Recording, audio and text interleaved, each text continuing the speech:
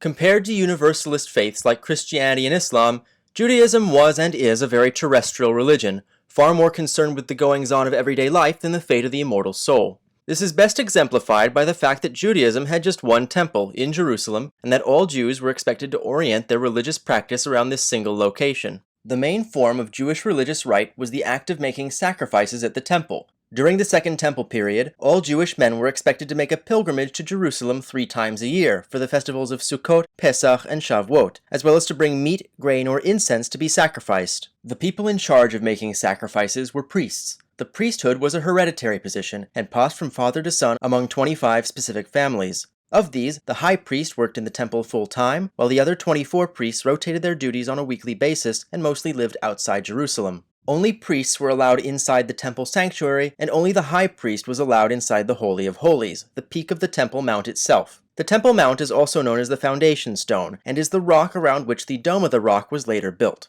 It is believed that this room once housed the Ark of the Covenant, either on top of the rock or in a cave underneath, but the Ark had already been lost by this time.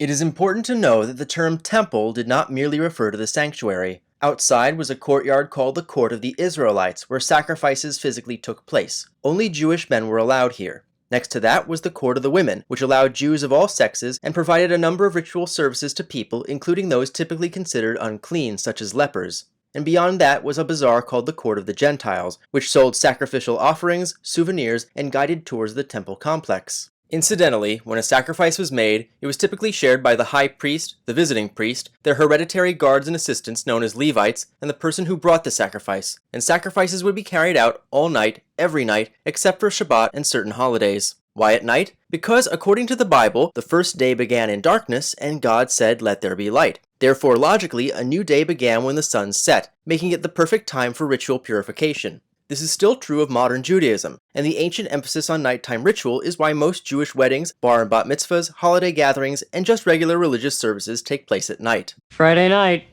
Always a good night for some Sabbath.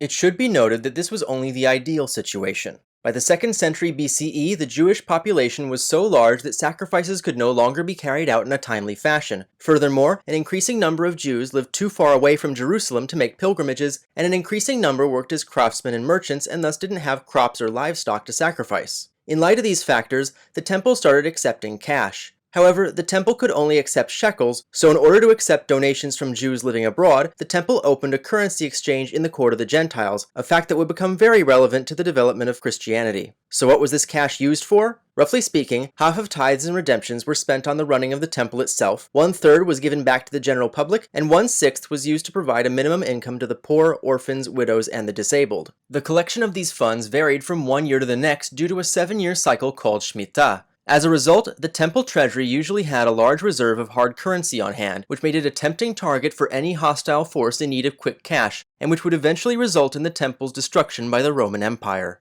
Special thanks to my patrons, including Navi-level patron OmniAtlas. If you like this video, you can also donate via Patreon, linked below. Otherwise, you can always like, share, and subscribe. I will see you next time.